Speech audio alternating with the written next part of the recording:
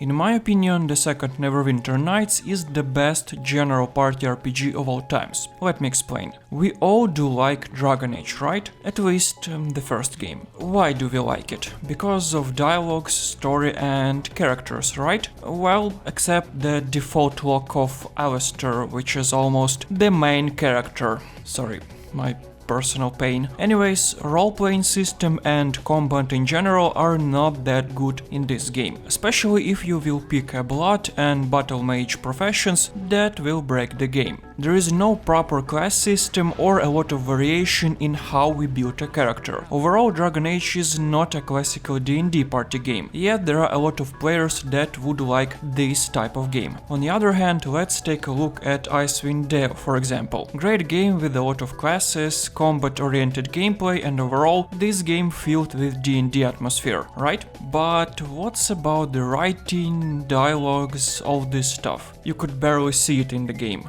Both these games deliver specific experience, but what will happen if we will combine these two gems? Right, Neverwinter Nights 2. This game is already special for this very reason. Even more unique the fact that it was created by a beautiful collaboration of BioWare and Obsidian Entertainment. Two masters of RPGs made a game together. The sequel had no other way except being great. Officially, the development was given to Obsidian, but BioWare offered their help, since the first game was their creation. We already know how the same collaboration worked out previously. Moreover, the founder of BioWare, Ray Mazuka, said that the sequel, and I quote, remains one of the most important titles BioWare has ever created. We certainly plan to remain involved in the production and development of Neverwinter Nights 2, which confirms my statement that this game is indeed a very special title. Previously, both studios already had an experience in making great RPGs. I'm talking about top-tier games like Fallout, Planescape Torment, Icewind Dale, Baldur's Gate. In terms of development, there are not that many exciting details to tell, besides the engine. The first Neverwinter Nights has a modular system, which means users can make a lot of mods for the game, so Obsidian wanted to keep it. They've used Aurora engine, but heavily modified it. The ones who knows Obsidian games can probably guess what this means.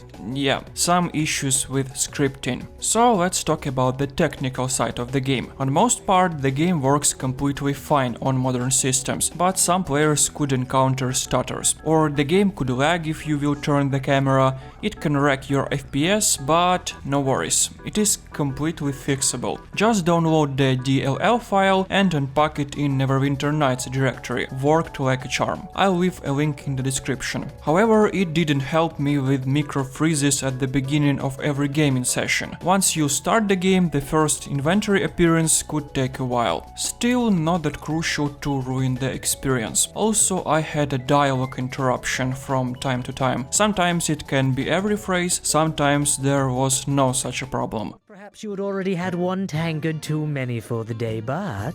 Why, your guest here has the smell of a harbinger about them. Faint, but there. I thought Duncan was keeping company too good for him. Now I see I was right.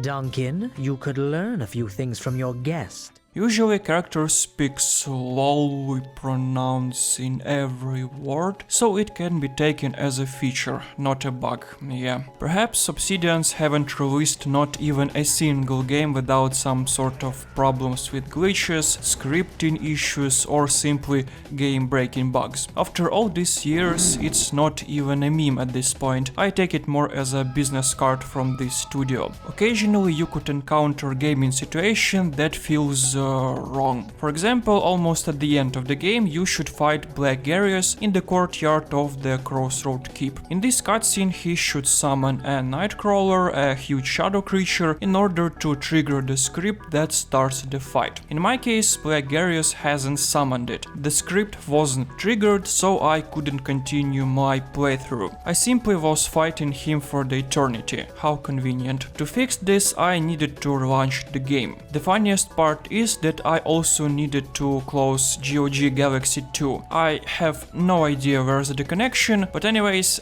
be prepared that you could encounter such problems. On the other hand, these moments have been with the game for the long time, so you can Google it and fix them. I haven't met anything that would really break the game. Usually you need play with the console or simply relaunch the game and load the save.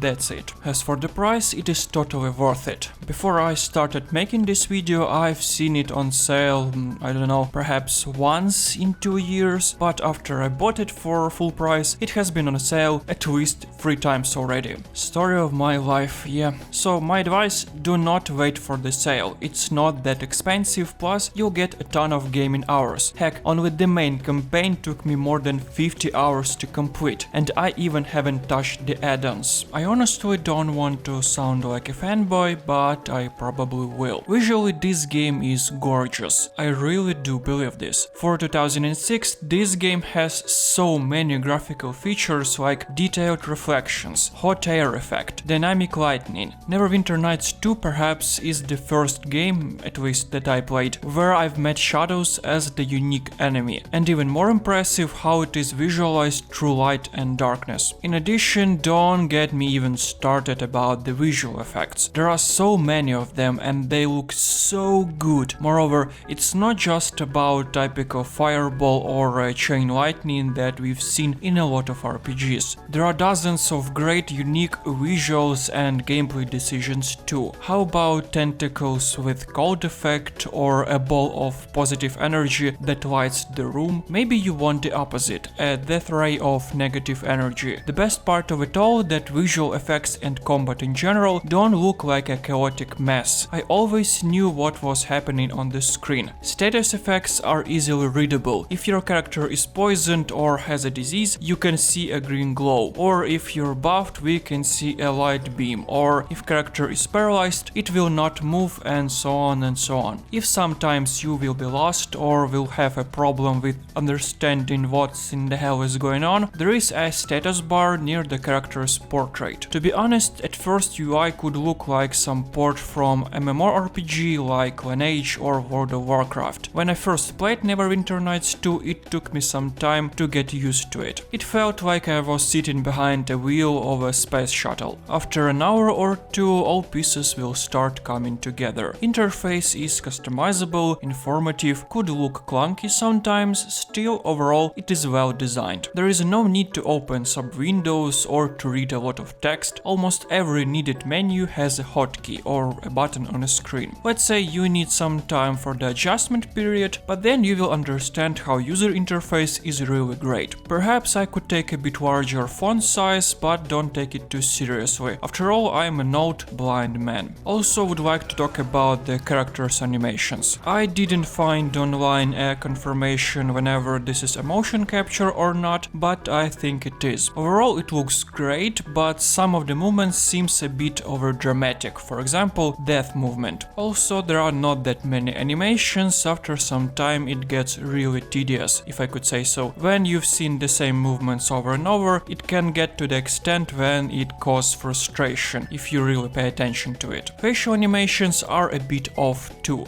Can't say they're bad or something, just I've seen a way better examples. Vampires the Masquerade Bloodlines did it a way better, even if it came out 2 years before Neverwinter Nights 2. I'm telling this from a perspective of a detailed analysis. In game they look completely fine. What's really noticeable are the landscapes. Firstly, most of levels in Neverwinter Nights 2 are huge. It can take literal minutes to get from the one edge of the map to the another, which is not a bad thing on its own, but sometimes you'll need it to walk around without no gameplay whatsoever, and that can be boring. Game creates really gorgeous city sites, countrysides, but the problem is the sculpting. It is really noticeable in the high grounds. You really can tell how level designer was raising these locations. The ugliest place in the whole game, in my opinion, is the stairs near the Castle Never. They really could have just placed big stairs here and it would have been fine, but no.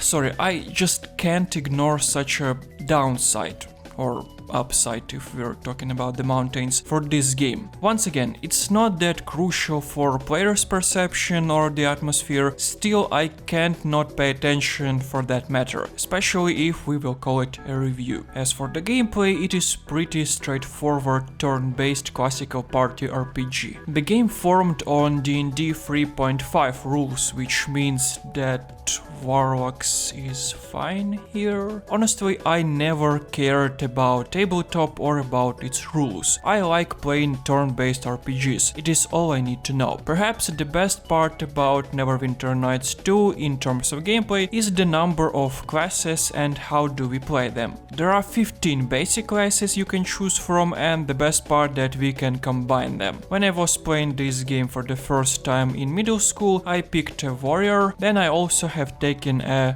wizard. The funniest part is that such an idiotic combination worked, at least to some extent. There are also a bunch of prestige classes. Take it as mid to high level bonuses to your main role. Some of them can change the way you fight, some of them don't. One of my friends once told me that in tabletop Warlock is a weak class, it serves like additional ranger. In my opinion, in this game it is almost an overpowered class. First of all, it builds through charisma, which builds dialogue skills like intimidate. It is necessary for the main character. Secondly, Warlock do not need to rest after each fight to restore his spells. Thirdly, it is a high DPS class with a lot of AoE spells. And lastly, Warlock has both summon and transformation spells if enemies have protection against magic damage. Overall, it is an amazing class. I highly recommend you to try it out. A bit boring sometimes, but great nonetheless. Spending time on a character creation screen is my favorite hobby when I play RPGs, and Neverwinter Nights does not disappoint. I can spend here literal hours. The gameplay itself, how I've mentioned previously, as straightforward as it possibly can be. Walk around, gather your party, read the dialogues, solve puzzles sometimes, complete the quests, fight enemies, repeat. We've seen it dozens of times, except a few details. Characters is just a piece of an art. I wanted to talk about this in story section, but they've implemented into the gameplay so good that I take it as a part of it. Your companions really have their own temper, ambitions, motivation, they do feel real. I honestly laugh my face off when I see Kelgar's and Nishka's interactions. They're just golden. Go girl!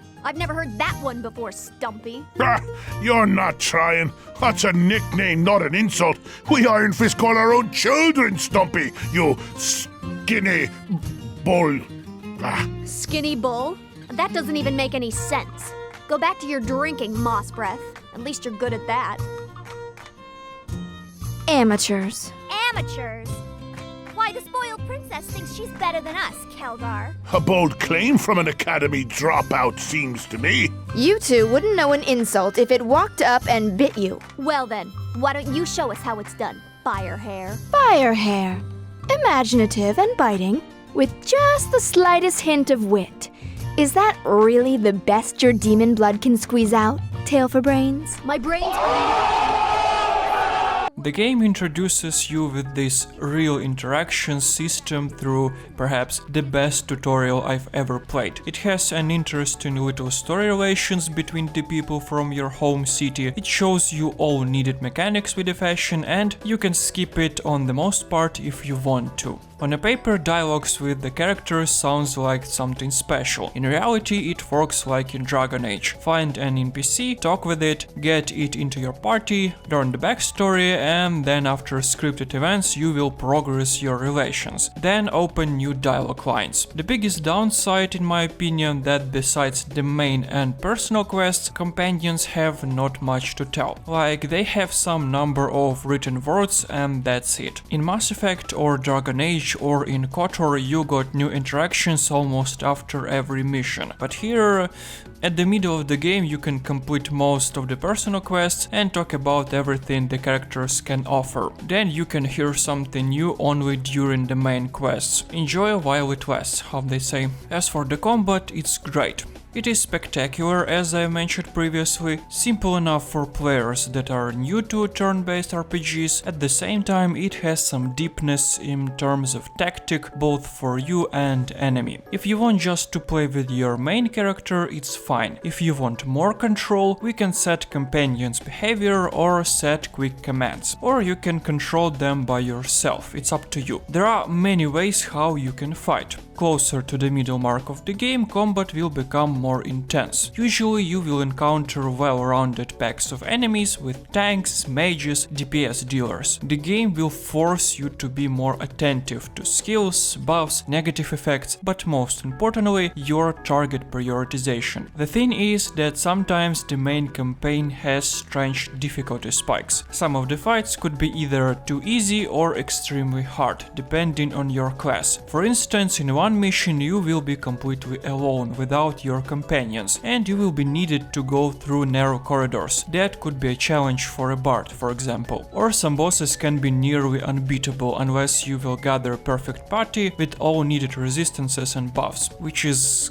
good, I assume. The greatest upgrade since Icewind Dale, in my opinion, that fighter classes have at least somewhat variation in their builds and gameplay. Leveling became not just a simple skip button. Another thing that Neverwinter Nights 2 did the best way possible and perhaps set a tone for a lot of future RPGs, the Crossroad Keep, our main base. Probably a lot of you remember how we upgraded Normandy in Mass Effect or Caed Nua in Pillars of Eternity, but they both lack involvement in my opinion. Here we have a bunch of dialogues related to the castle, a lot of building options, some of them directly influences the story, and again, at least some dialogue lines. But the best part is how it's implemented into the game. I mean, yeah, in Pillars of Eternity we also can upgrade our castle and complete the dungeon, but that's all. There is almost no involvement in the story. Here, on the other hand, it plays a really big role throughout the main quest. It has some, let's call it soul, if you will. From all of the RPGs with bases, as a kid I remember the Crossroads Keep the most. Overall, I think the gameplay is balanced. It is highly customizable in terms how do you play the game, with different tactics, setups, characters. It has a lot of memorable moments like battles with dragons, giants, shadows, etc. You have a lot of equipment to choose from, and we also have a lot of shops where we can spend our hard-earned coin. So yeah,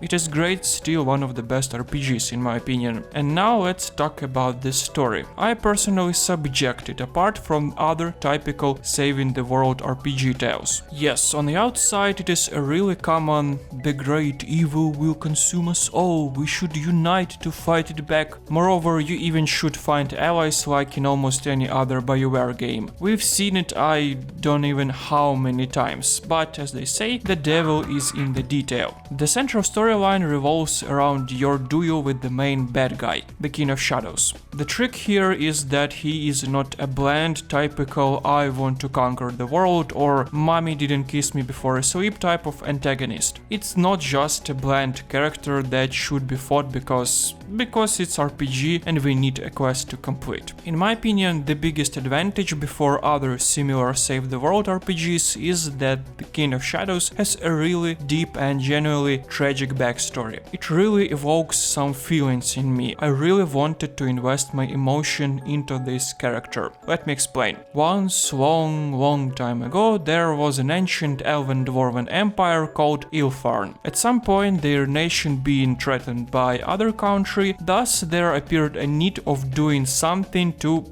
basically survive. At that time, King of Shadows was a human and a powerful wizard, which already became famous, kinda like a hero for Ilfarn. He decided to sacrifice himself to become the Guardian, a magic being with incredible power to protect his nation. In order to do this, he had to sacrifice not just his body or mind, but all of it. He had to give his mere existence to magic essence. As you can imagine, this is not a simple decision to make, and even worse, process to become the Guardian. He stayed in bed screaming for a couple of weeks, with his skin and soul slowly being torn apart. All of this storytelling explained in details from books and dialogues. For example, you will meet a ghost of his girlfriend, which begged this to stop. his teacher that was crushed because King of Shadows had a great potential as a wizard, but decided to save Ylfarn. His mentor didn't take it well because he thinks that there is no such thing as patriotic duty. His apprentice was simply tricked into becoming nothing. I think that story really deserves a separate video, not that it's something unique that we've never seen before, but it has so many little tiny details, so much care put into it, it's incredible. You really feel involved in the game, you have a mission, so the motivation to move forward, even if it's a long journey, for more than 50 hours. Honestly, I don't know what to say in the end, because the review cannot be finished without the great add-ons. I'm going to play them and finish my overall story about Neverwinter Nights 2. As for the main campaign, it is a fine piece of an art. It has been with me in my memory since I was a kid, such a big impact it has made. I really recommend it to try it out for everyone who hasn't already.